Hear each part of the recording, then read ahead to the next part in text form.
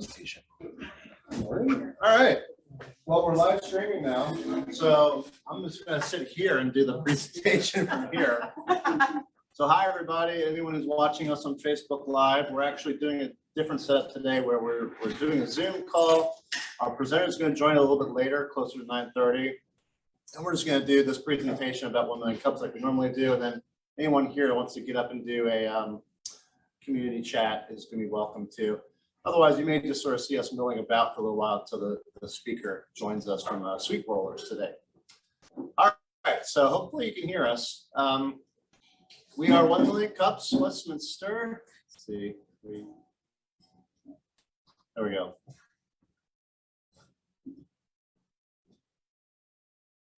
Make sure. Okay. The mission of 1 million cups is to lower the barrier of access to education, resources, and connections for entrepreneurs. Without this mission, sorry. Without the pillars, the mission does not get accomplished. The pillars are that these are presentations and not pitches, connection, not networking. Our culture is to be for the community, by the community. Nobody has ownership of 1 million cups Westminster. Nobody should be paid to do it.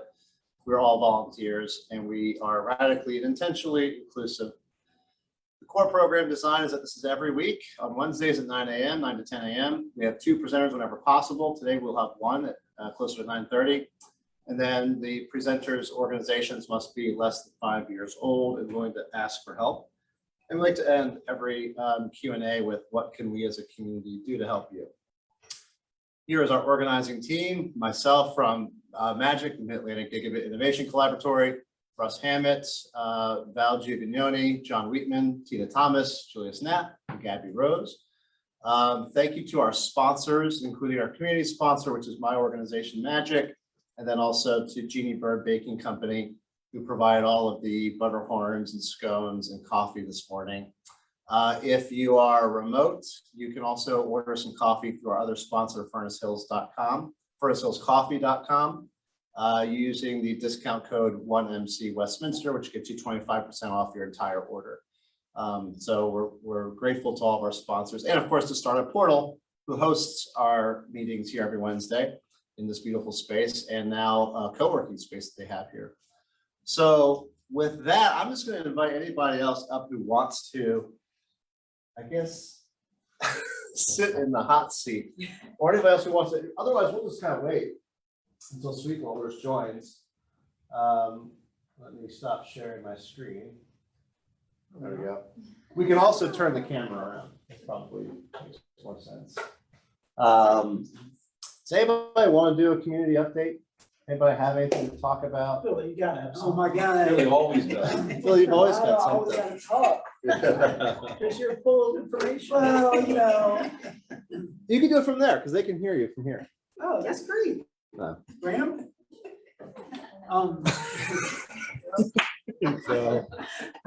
So, I actually have 2 updates. So Saturday, we had open house in the middle of the oyster stroll. I did not eat the oyster. I never will. I had a lot of pretty cool people stop by and check it out. And we pretty much had every room running. We had both of our studios running.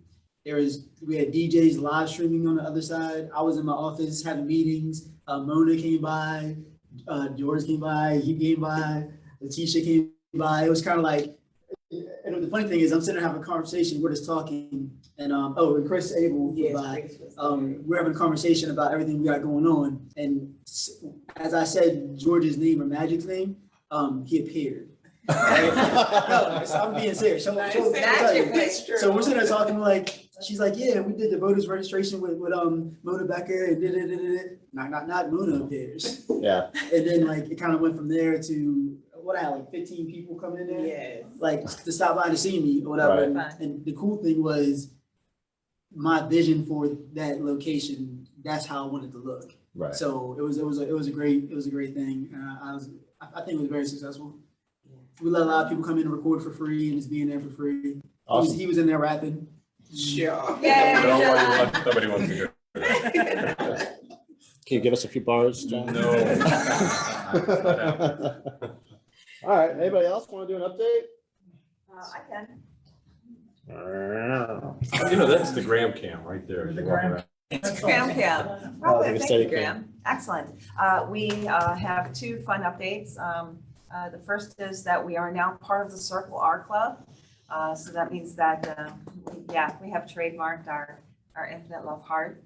And then also we are currently in the process of looking for outsourcing for part of our woodworking as we make our Be Kind signs.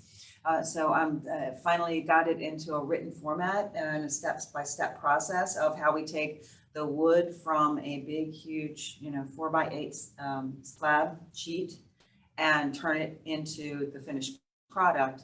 And the first part of that is what we're looking to outsource. So we've gotten a few leads on people I should be talking to about possibly who could take the big slab and do some basic woodworking and basic prime painting and sanding, and get it to a point where then we can take over with the color and stuff. So if anybody out there knows of people who do initial woodworking, basic woodworking, let me know.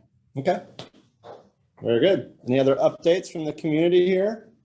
I will add that on Saturday, I want to thank Billy for opening his studio for EBI to collect items for school. And it was really amazing just to meet all these amazing people in the community. And I want to thank John and Judy. They came over and donated items for the kids. And for me, I went home just very happy, just all the amazing people I got to meet and seeing the kids. He really take the kids from the street, Billy, because just seeing the kids in there, just enjoying themselves and creating stuff, it was just mind blowing. And also yesterday, I had a chance to meet up with together we own kids for Billy Kids, and we shared about my China experience, and we had one kid. She's amazing. She speaks Korean and stuff, and she wanted to go to Korea. So when we were talking, I realized that she needs a passport. She has the application done. All she said was she's waiting for money to apply. So we are working with her to get her passport set up and stuff. So that's the little update. Yeah. That's awesome. Bravo. Any other updates? I can give one. Actually, I got to plug out one day as we sit here at Startup Portal, this amazing co-working space. For those that might be watching that are graduating from co-working space or looking for their own office space, my office, and I'm John Wheatman, attorney. I'm located right down the street at the Carroll Innovation Center, which is 909 Baltimore Boulevard. There's a few spaces left there. Anything from 6x8, 10x10, small offices, conference room, Zooming, Wi-Fi, all utilities included. So I'm going to plug that space because I love to have new neighbors there. So it's not quite at least out, but if you search 909 Baltimore Boulevard, Carroll Innovation Center, you'll find it. And if you're an entrepreneur who's looking to actually get some office space, get your business address, have a place to roost, it's a good place to be. So check it out, maybe be my neighbor. Very cool. Judy, I know you recently applied for the I-Core program in Yes. Johns Hopkins Tech Ventures. I did. It's exciting. I'm blown away by Magic and by the Million Cups program. I am just, my mind, I had to take a week off this week because last week was like a whirlwind of things. Just meeting and connecting with so many amazing people. I have 2 meetings today. Everything is going pretty well as far as getting, I've been working on my business plan. I've been working on, getting things organized. So when iCorps reaches out to me, I'll be ready for that as well. And then I've been meeting with my marketing department. I've actually just done a complete about face of as how I'm going to approach my marketing and everything, just for talking with all of you and meeting with all of you. So my focus right now is going out there in the community, meeting with, organizations. So right now I'm making appointments with the senior living in our area, the community centers we have for the elderly here, and just trying to get us out there so people can see who we are, what we represent. And it's just been really exciting because, as you know, my mission is because I am a nurse and I am a caregiver. So my goal is really to help both sides of the fence because I am on both sides of the fence. And it was so funny because last night my brother called me at 2 o'clock in the morning, needing me to help him. And I went down there, took care of him, went back upstairs. And the only thing that came to my mind was, what if I wasn't here? It just gives me more momentum to keep pushing forward. So I'm just really excited and I'm really motivated and my mind is going a million miles a minute. So I'm just trying to compartmentalize so that I can focus on one thing at a time. So I'm glad you guys are here because you guys kind of put me back there. Okay, Judy, come here. Where are you going? Because I'm like a runaway train right now. It's just amazing. Well, in a good way too. I mean, we worked on your pitch deck together Yeah. and got that cleaned up. And Yeah, then, Graham, it was amazing. I mean, the time you took with me last week, I mean, I was in tears when I left because I couldn't believe that there are other like-minded people out there that really, really care. And it really hit me. It hit me really hard last week. Like, I'm not alone, you Yeah. know, and you sat and took 2 hours with me. Patiently, painstakingly saying, okay, I'll fix it. Just sit there. And he just took his time. Yeah, like 24 hours. Right. Just awesome, just patient, just getting in my head and pulling out all of the madness I've got scrambled in there and making it poised on paper. I was like, oh my goodness, you are a magician. oh, wow. Oh, I We're was gonna like, have oh to, my we're God, gonna use this this man is recording. magic. He's magic. Oh my God, how did you, that's exactly what I was thinking. I just couldn't say it. And I was falling over my words at times because there was so much going on in me. And he was like, I got this. And he did the Jedi mind trick on me. Everything. And so, yeah, I have my pitch deck is ready thank you. now. So I'm really excited about that. And that's helped me to get to the next point that I need to get to, because now I'm like, oh, I see my focus. I can actually see what's in there. Yeah. And now I know where to Well, go. and because we're getting Judith ready for a pitch to the Westminster Angel Network, which is a new angel investment network that we are pulling together here in the region. So it'll be our second dinner, and I wanted to make sure Judy was ready. So Yeah, I appreciate that because I was scared. I was like, oh my God, what am I gonna say? let's see, what time is it right now? Oh, we got 15 minutes here. Okay, so anybody else have anything else they want to just update the community on? I got a little. Are we meeting today, by the way? We are meeting. All right, I've got so- all my stuff with me. Okay. She's going through the whole gauntlet. Yeah. Yes. So we're gonna actually talk about our business plan and the financials and the numbers and the pricing. We'll wait on the pricing Right. from the quick look that I got, but just when you put it all together. Right. So we're gonna go sit down and go through that. But for us at Startup Portal, we haven't had many events yet. One of the things we're doing is we're setting up to do a pitch night, kind of like an open mic night. So we're gonna have it here, but we're gonna basically, Nick, did we say 10 slots? Yeah. So we're gonna fill 10 slots and then set the date. So we're not gonna set the date yet since it's our first one. We wanna make sure we have a group of folks. So we're gonna do a pitch night, no business plan, nothing like that, just almost like a karaoke open mic night, where you can pitch your business and it would be a business idea versus someone that's actually in business. So look for that on our website, but that'll come out next week or so, that we're gonna do the signups. And then we'll set a date, invite, as many people as we can here, but at least the 10 folks and maybe a guest or two to pitch their business. So fun stuff. Yeah, So, awesome. Well, we've just gone down the row. So Gabby, do you have any updates? All right, so I'm trying to think if there's anything else that we can talk about. I want to give out a shout out to Hartley from Friendly Neighbor Services, because after he came and presented, I got my 16-year-old son signed up on his service, and we used his moped license, and everything worked out just fine.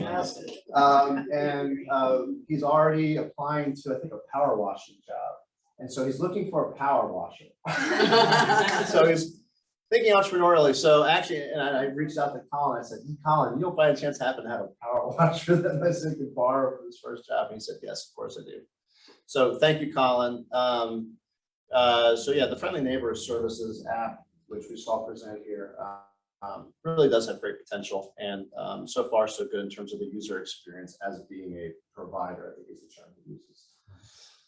So anyway, well, we can kind of just mill about and do what we would normally do while we're waiting for the speaker to arrive. I figured we can even put this on mute if you guys would feel more comfortable. I feel like I'm always put on spot. What's that? She asked me that I want to talk about the talent show. Oh, of course. Sharing of Oh, events. Wait a second, there's a talent show. So on November 6th at Project C Dance Studios, which is over there near the old Coca-Cola building and Players gaming place, we're doing a youth talent show. It's not a competition. We're just gonna get a bunch of youth from like school age kids from Carroll County to perform. And then I'm gonna have some of the artists that are from the area as featured artists. I'm trying to get everybody who wants to support these kids to come out and check it out. And then after the show is over, we're gonna turn it into a dance party. Now y'all don't gotta stay for the dance party, but if you want, shake your tail feather, you can stay. So it's gonna be a talent show. And then in the next room, I'm gonna have food and DJs and all that photography. It's my first official event as my nonprofit. So it's gonna be called the Find Your Purpose Talent Showcase. Yeah. And it's November 6th? November 6th. And it's at, where's the location? Project C Dance Studios, That's over by the old Coca-Cola plant? correct, near On Players. Old It's Westminster like Pike? right next to Players. And how do you RSVP? Yes. I am going to actually have the flyer and the event page up today. And he's looking for sponsors. I'm gonna be looking for sponsors to help put the logos on the flyers or shirts, whatever, just to kind of help, raise some of the money that I gotta put out for DJ, the lighting, because we're bringing like the whole thing. Oh, fun. We might have some fog. A little bit. Yeah. You're gonna have the pyrotechnics. I mean, I might get the little 360 photo thing, I don't know. I just wanna bring something cool to what we do in Baltimore, with the events and stuff. I wanna kind of bring that to the kids up here that can't go there and give them the same energy. And saying, wow, I wanna do this. So if we want to sponsor, how do we do that? Give me like till today or tomorrow to figure it out. So will it be on your Facebook page? Yeah, I'm gonna print out, I'm gonna do a preliminary flyer and it's gonna have the sponsor information at the bottom of the flyer. Right. That I'm gonna kind of get shipped out to like a bunch of different companies around. And then once I get the sponsors locked in 2 weeks before the show, which has to be like a week from now, I'm gonna do the real flyer, which I have all the logos on it and everything like that. Yeah, because I want to sponsor, so, just, make sure you hit me up. Okay. So that, you can send me a messenger or whatever. Awesome. Are you on Facebook? Of course. I didn't- I'm a business owner. Is that a Judith or Judy? Because I look for Judith. it. Oh, that's why. Yeah. That's why. I don't Facebook, but I have to Facebook because I'm a business owner. Necessary evil. Listen, Yeah. And I have one last update if I could. Oh, yeah, of course. Please. We're fortunate enough in the very start of our business to be offered the opportunity to vend at the farmer's market, the downtown Westminster Farmers Market. That was in 2020 when food was considered, essential because everything was shut down. But they needed some also, positive morale booster type things. And so we were able to put together our vending tent and setup. And we've been doing that for a year. We've been invited to take part of the very first ever downtown Westminster indoor market. It's a holiday market. It's going to be at the Stocksdale building. So it's the first of its kind thing. I'm excited because for 5 weeks, I'm not going to have to set up and break down. Yeah. We're going to have a booth inside the Stocksdale market for 5 weeks, starting on Friday, after Thanksgiving, Black Friday, and for every weekend for 5 weeks thereafter until Christmas. So it's going to be interesting in working through going from a vending, make it mobile, set it up, break it down, to actually having a space that I get to, decorate as a retail scenario. So if anyone has any practice at that, any suggestions? When does that start? The indoor farmers market? The indoor farmers market downtown starts the Friday, Black Friday, Okay. right after Thanksgiving. And so it'll be the first weekend, it'll be the Friday, Saturday, Sunday. And then the following weekends, it'll be Saturday and Sunday through December 18th. Is this breaking news? Have we heard, is this public yet? Has this been announced? Yes, well, yes. I wasn't sure. No, I knew they were talking about it for a while. I think they've been, like Steve Strasburg at the city's street department's been cleaning up the garage and trying to make it look nice. And they've done some renovations. They took down a big wall inside there, so it'll open it up nicely. Yes. So I've seen the construction. I wasn't sure exactly when it was all. And so I'm not making an announcement. I'm just saying that I have the opportunity to be a part of this. I'm excited. I think it's going to be great. I think it's going to be great for Westminster. So Yeah. yeah, all of the technical, legal paperwork, sign up, all that background stuff is being taken care of. So we're hitting the ground running. I can just give a shout out to, here's our presenter. I can give a shout out to Josh Ambrose for putting that idea in the council and mayor's head about using Stocksdale for indoor, winter season farmers market. Thanks, Josh. Yeah, thank you, Josh. All right, Rocco, can you hear us? I can hear you guys. How are you? Hey, how are you? Good. So Rocco, we are ready to go whenever you are. You can go ahead. If you have a presentation, you want to share your screen on the Zoom there, you can do that. Or if you just want to present the way you are, that's fine too. I'm good to go the way that I am right here, if that's okay with you guys. Yep, go ahead. We may have a slight delay in the audio, but go ahead. Okay. First of all, how's it going, everybody? Can you hear me? Oh. Good. Where are you calling us in from? I'm calling in from Chambersburg, Pennsylvania. Yeah. So, anyways, my name is Rocco. I'm the founder of Sweet Rollers. We're a commercial bakery here in Chambersburg, Pennsylvania. Is that coming through pretty good? Yep. Yeah. All right, good. So, first of all, I just want to say thank you for having me today. I really appreciate you guys a lot. Well, when it comes to Sweet Rollers, my company here, we're a community-based company. And I believe the reason why you guys are having me share this today is because you want to know how I started this company and the story behind it. And it's a really fun story. So I'm just going to go ahead and jump right into it, if that's okay with you guys. If you guys have any questions, I can see all of you pretty well. So if you have any questions, just let me know and then I'll stop talking. So, all right. So we're a commercial bakery and we are a wholesale and fundraising company. But how we actually started this whole thing is I used to be a manager for a TGI Fridays. And what ended up happening with that is we would have a lot of youth sports representatives coming in to sell me their fundraiser, right? And so this is what would happen every time. Specifically with this cheerleading group, what would happen is these young ladies would come in with their fundraising sheets for me to buy. And I would buy them, 3, 4 at a time. And what was happening was they would sell me the same products over and over again. And I'm sure you guys have all done the same thing where a child comes up to you, you buy it from them, and then 2 months later, a product shows up and you're like, when did I pay for this? And so that's what would happen to me that's what would happen to me. I want to say every 2 weeks, something would just show up, and I'm like, when did I even pay for this? I don't know.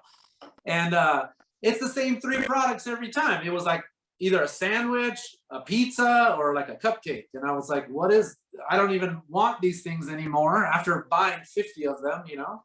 So what I ended up doing was I ended up just simply giving money to these cheerleaders because I didn't want the product anymore. And I never really knew when the product was showing up.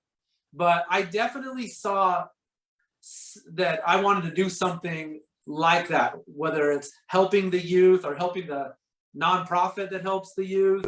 So here's how I did it. One day, I asked them, I'm like, do you guys have any other products besides these 3 products that you're constantly selling me? And they were like, no, that's it. And so I had gone to culinary school 100 years before that. So what I did is I was like, hey, let me make you guys some cinnamon rolls. And then if I made them for you guys, would you go and sell them? They were like, yeah, of course. So I made them 300 cinnamon rolls. Now, making 300 cinnamon rolls out of my factory right now isn't a big deal at all. But I didn't have any of this. I just had my house. So making 300 cinnamon rolls out of your house, that's a whole other thing, right? Because you got to package them. And not only that, but I had to find a recipe because those cinnamon rolls that I made these young ladies were nothing like the product that we make today, right? So this is what happened.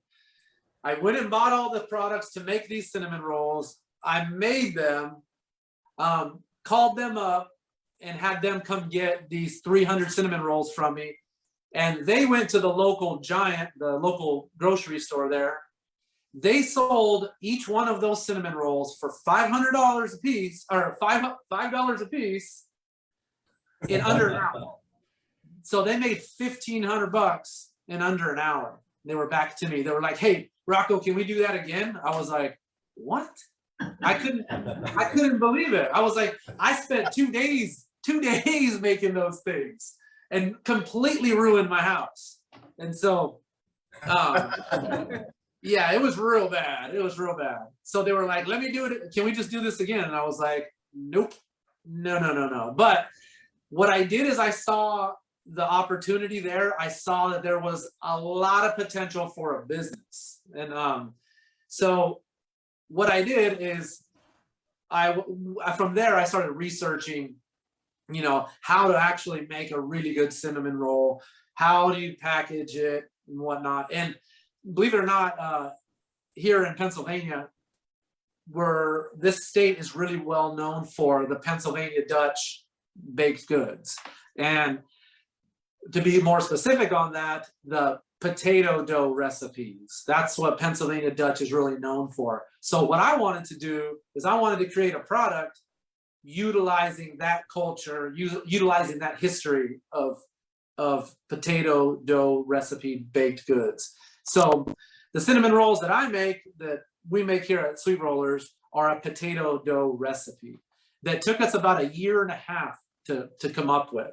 Now, when I was telling you that little story about the cheerleaders and doing that was about 8 years ago.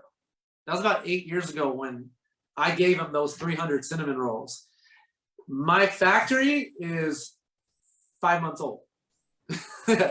And so the birth date of Sweet Rollers, the LLC, is only June 7th of 2019. So it took me from that moment that I said about those cheerleaders, it took me about 5.5 years to actually come up with and start Sweet Rollers. That's how long it took me to process everything, to come up with a really good strategic business plan and really talk to enough people to give me the guts to start it. That's really what happened. And how I started it was out of my house in that same kitchen that I destroyed 100 years prior to that. We started making cinnamon rolls there. And when I say we, I brought my mom from Washington State. I was like, hey, I'm about to get into some serious stuff here. Because I was still working full time as a GM at this point, right? Well, at this point, I was working for Buffalo Wild Wings as a GM. So I'm working like 80 to 100 hours a week already. And then I'm going to start a small business. That's the type of psychopath you guys are talking to right now. So I started it, and all we were doing was we started as a fundraising company. I put all the marketing out there for all these youth sports nonprofit organizations to go out and start selling my product, and then we fill orders. I can't even tell you how fast it got really old working out of my kitchen, because first of all, to sell my wife on the idea that I'm going to turn our kitchen into a commercial kitchen, that wasn't easy. That wasn't easy at all. You have to hit a certain criteria in terms of how you live your life. You can't have any pets in the house. It was insane to start it. It really was. Looking back on how we did that, it's crazy. It's full on crazy. I was going multiple days in a row without sleeping. And yeah, I don't suggest too many people do that. Yeah, especially if you're going to go at it alone. I would suggest go at it with a small army is what I would suggest, because it's rough. Yeah, I'm sure a lot of you guys have businesses of your own, or looking to start it, or are very well successful at it, and you would know it's rough. It's rough starting any type of small business in a regular setting versus the setting that you live in. So it's pretty nutty. Yeah. So what we ended up doing after about 7 months of working out of my house, we opened a retail shop in downtown Chambersburg, and we thought it was a really big upgrade. We went from my kitchen to an 800 square foot retail shop. And that retail shop was our manufacturing facility as well. 800 square feet total. It's crazy. It's nutty. Looking back on that, I'm not sure how we did that either. Because what we have now is, Rick's been here. It's about 5 times bigger than that right now. And we're running out of space real quick. So it's pretty nutty. So let me tell you what's happened in between the retail shop and the factory. So I had purchased a food truck because we were doing so well with a new retail shop and new production facility. We got a food truck. Everything's going amazing. It's, pandemic. We're right in the middle of the pandemic, and it's going crazy. So we ended up doing really well with all that. I thought this company was about to be a food truck company. So we ended up buying 3 more food trucks. And then we got into the wholesale game. And the wholesale game changed everything. So now I'm sitting on 3 extra food trucks that I don't want. We don't do any more events. We're simply... Did Billy leave? Yeah. Oh, no. We have a guy getting into the food truck business right now here. He just left, Yeah, I have unfortunately. pictures I can show. Yeah, we'll have to connect you definitely. Keep going, Yeah, Rocco, keep sorry. going. More power to you. More power to you. That game is for a different product than what we're doing.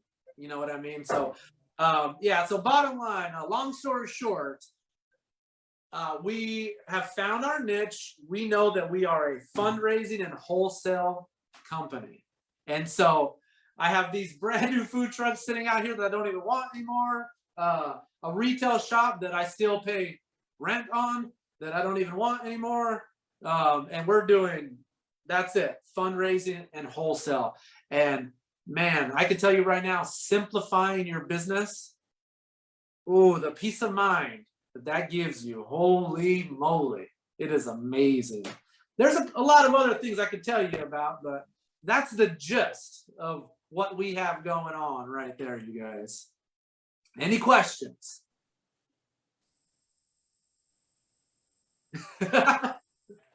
You guys are frozen. Okay, yeah, so are So are you. you. I think we're back. I had connection on the table. Can you hear us now? I can hear you. I can't see you. But I can hear you. Yeah, let me start the video again. All right.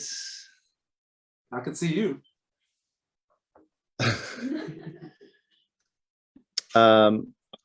Well, let's see here. Anybody have questions for Rocco to get started here while we're waiting to get the camera feedback I up? have one. This is John. And one is you were doing your presentation. I was kind of on pins and needles the whole time, like tell me he's not trying to do retail and wholesale at the same time.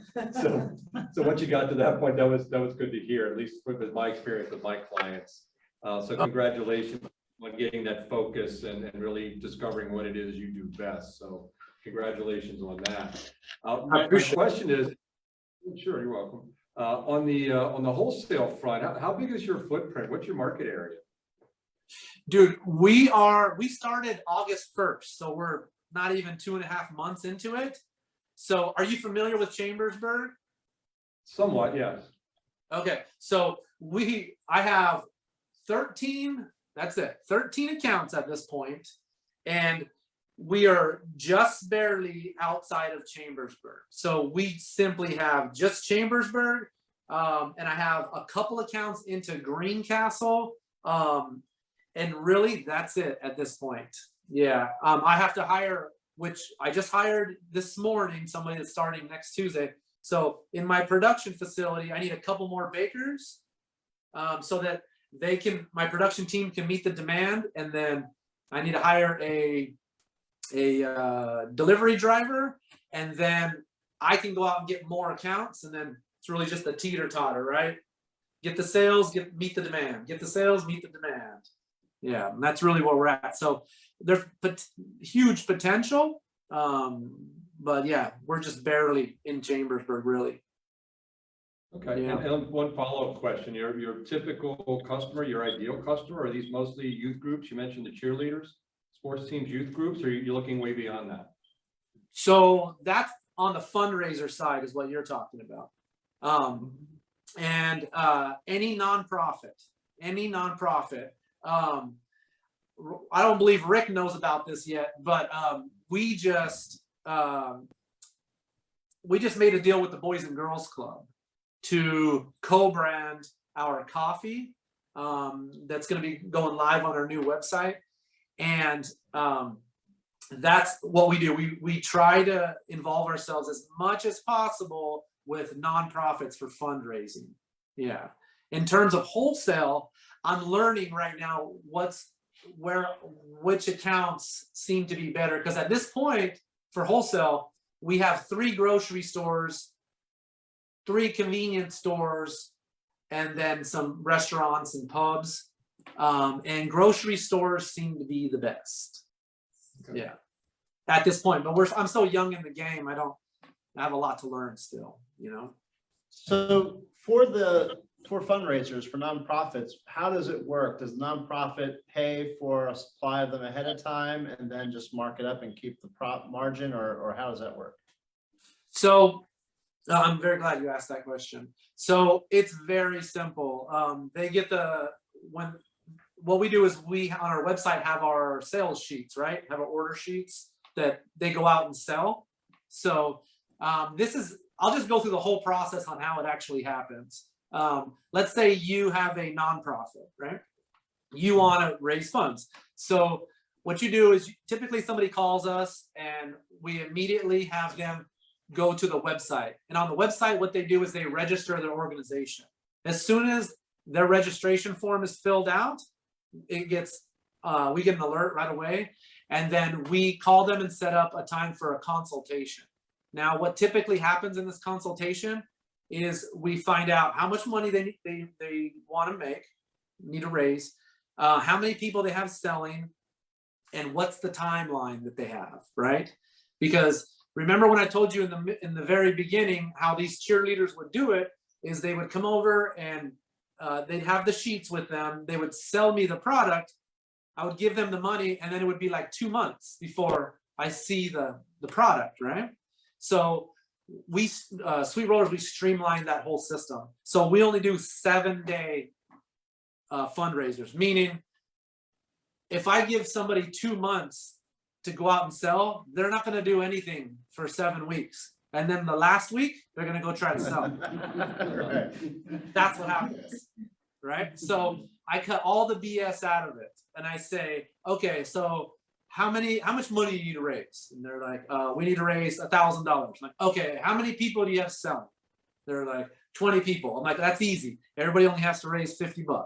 So when do you need the money by? And then they say, we need the money by like December 1st. So from December 1st, we work backwards. Like if you need the money then what we do is we need to be completely done selling and you need to have it completely distributed by then. So we say, okay, November 1st, you guys start selling. By November 7th, you turn in your sheets. And by the 14th, you have your product, you're completely done. You have your money and everything.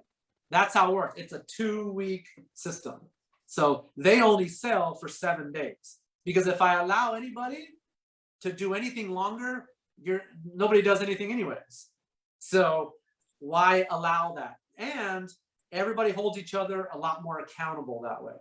So when I say that we set up a consultation, we set up a consultation for everybody to be involved. And those 20 people that you said that you're going to have selling, I'm going to call you on the 4th day of your 7 days selling, and we're going to find out where everybody's at.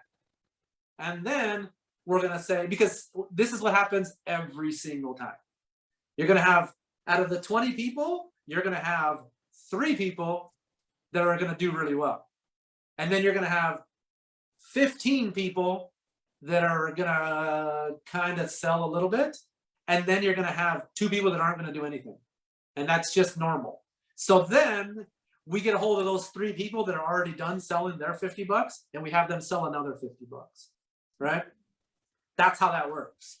Because when you're dealing with volunteers will only, go this far because they're volunteering. I hope you guys have realized when you're talking to me, it's real. Like I'm real about it, So I don't sugarcoat anything. I'm in the game of hitting the goals and making the money that people need to make. And that's it, And to do that, you got to hold volunteers accountable. And it's not easy to do. So I'll do it for you. Yeah, that's awesome. I just have a follow-up question to that though. In terms of the formula then, like, are you finding there is that formula almost like an 80-20 rule where 20% of the volunteers are selling 80% of Correct. the products? So that when you are talking with a potential customer, a nonprofit who says, hey, I want to raise $20,000 and I have 15 people, are you able to say, no, you can't do it? Like, are you able to immediately identify what's possible and what isn't?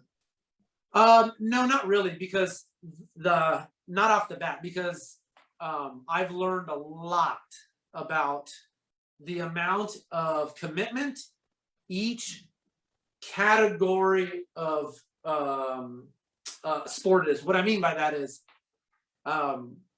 you have basketball, you have soccer, you have football, you have wrestling, you have cheerleading. Each one of those categories, each one of those nonprofits, I'm going to say sports, they have different levels of commitment. And so after I've done a few of them, I can say, well, you would need more people or not.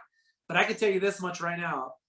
Cheerleading groups and wrestling groups outsell any other group 10-1. It's not even close. It's not even close.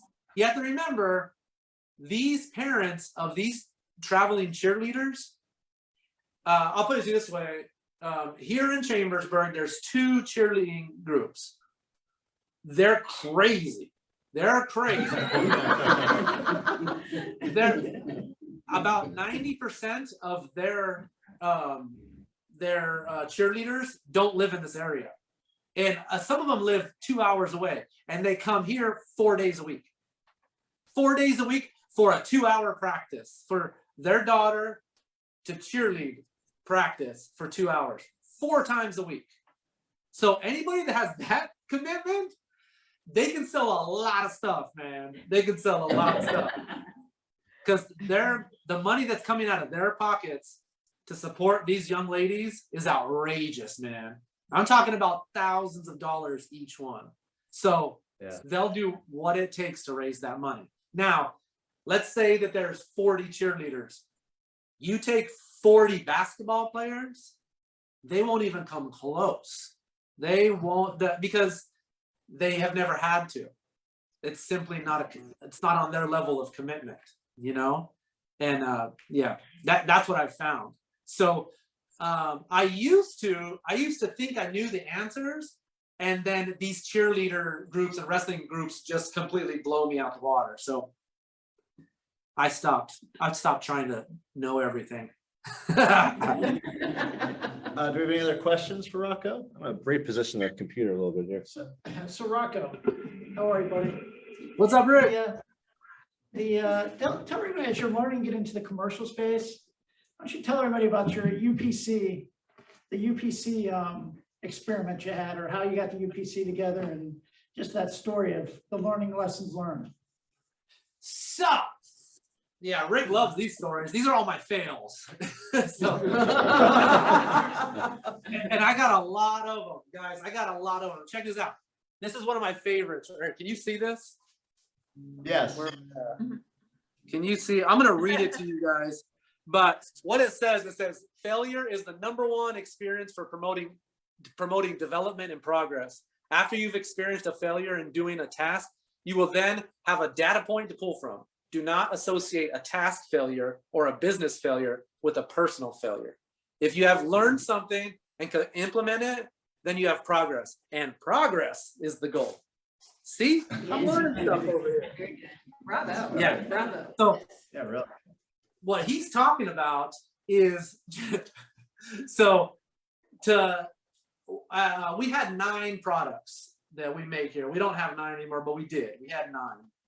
And to get all these labeled with your health ingredients, your allergies, your UPC codes, all that, holy moly, is it a pain in the butt.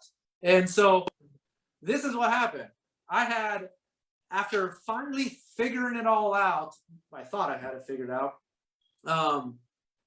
Well, you need thousands of these labels. So I got my logo put on the label. I got the ingredients put on there. I got the warning label put on there, the UPC code. And UPC, we're talking about barcodes, you guys, right? Just so we're clear here. So I print them all. I have them here. I also have a business strategy consultant. His name is Marty, which this man is amazing. So I strongly suggest you guys all have an advisor, because I need 100 advisors. So check this out. So this is the magic of having an advisor. So I got the labels done. These things cost me hundreds of dollars. I went and had my printer print out a couple thousand of these things. Cool. I'm so excited to start putting them on my products and get them out into the grocery stores and whatnot. Then Marty, my advisor, goes, "Hey, did you take these to the grocery store to see if their guns will even scan these before you printed 10,000 of them?" And I was like, "Oh no." So then I did that, and now that didn't work. So then I had to, then I had to have the UPC code enlarged on the print and then reprint them all over again. Yeah, that's the stuff that you run into that is, it hurts. It was just a size issue of the UPC and like the resolution of it. Oh, okay. Yeah. Wow. And then on top of that, I thought that you could just create these barcodes and have them put on your product. That is not the case either. So after having them printed a second time, I found out that you have to go onto a specific website, buy per item a federally supported barcode that can be used, nationwide. I didn't know any of this stuff. So then I had to go do that for each one of them too. These are the fails that I'm talking about, right? And I have a lot more. Your printer must love you. Yes, she does. She does. Yes. But my point of bringing that up is all the, the lessons you learn and people want to do something and things they have to think through and go through to get there. So it's not easy. It's not easy at all. And that's when I tell people, because I do a lot of these presentations and I talk to a lot of people. And the most common question I get is like, hey, Rocco, you seem to have this amazing life, which is not true. And they go, how can we be successful like you? And I'm like, okay, well, you obviously are not around me at all if you're asking me that question. And but really what they're alluding to is they want to start something on their own, and they want to, how do you get started? And I tell them the exact same thing every time. I'm like, you got to go fail. You have to just go fail at something. Whatever you think it is that you want to do, it's not going to be what you end up doing, but start there, whatever it is, because no matter what you're about to do, it's not going to work. It's not going to work at all. And you're going to put a lot of money into it, and you're going to put a lot of effort into it. And then you're going to find out a lot of things about yourself. And that's what's most important. You're going to find out that either you can handle a lot, you can suffer a lot, you can really get through a lot of problems. But that's what we really learn as entrepreneurs is get through all the BS. And then once you're ready and you've failed enough to really take on something big, you'll then be successful. And that's what I've learned. That's really what I've learned. You just got to fail all the way. Yeah. It's crazy. Fail forward. Yeah. Right. All day So, long. any other questions for Rocco? Letitia? My question is for nonprofit, when it comes to fundraising, do you have a minimum that they have to, I guess, purchase or sell? I couldn't hear you that. What was that? She's asking, do you have a minimum that the nonprofit that's doing a fundraiser with you has to sell? No, I don't have a minimum. It's not worth it to them unless they're making, at least a couple $100. But the fact of the matter is, if you're in it to help people, my company is genuinely helping people. If you're in it to help people, then there isn't going to be anybody too small or organization too small to help. We simply, and a lot of times, to be honest, we don't even, not a lot of times, but sometimes we don't even raise funds for them. But the conversation and the advice and support that I give them, it even just that is worth it to them a lot of times, because these nonprofits, like I said, are ran by volunteers most of the time, and they simply just need so much help and guidance. And because I do so much with nonprofit organizations, I get to see and I can just help a little bit, and even if we're not benefiting from it, that's totally fine. But as long as the goal is to help people, and if we can help people the right way, then we'll profit off of it, and that's it. Yeah. Well, thank you very much, Rocco. We always end by asking, what can we as a community here in Westminster do for you? Oh, let me do more of these, man. I love helping people, whether it's people just getting started or people that are in the same industry as me. People always need help. Always. I mean, I need Rick's help so bad on the finance side of my company, and that's how I'm even here right now. It's because of Rick helping me out, and so everybody just always needs help. And the further along I get on this journey, the more that I see that is 100% true. That everybody just needs support, and a lot of times it's really just a conversation piece that they really need, and I'm more than willing to be that person. So that's it. Well, I think we all look forward to trying one of your potato recipe cinnamon rolls. And it's cinnamon rolls, coffee, and what else do you sell? Do you make? So we do pretzel bites, cinnamon rolls, cookies, coffee. I'm discontinuing my popcorn. We don't make it ourselves anyways. There's a gentleman out of Carlisle that makes it for us, but I really want to do our own thing. So yeah, coffee, cinnamon rolls, pretzel bites, cookies. And we can follow you on Facebook, any other social media channels we should be following you on to help repost things? Yeah, Facebook, Instagram, Twitter. Sweetrollers.com will be up in about 3 weeks. But right now it's thesweetrollers.com. So our new website coming soon. Oh, wow. Excellent. All right. Thanks, Rocco. I appreciate you guys. Thanks, man. Talk to you guys soon. Good luck. Thanks, buddy. Thank See you you. guys. Thank you.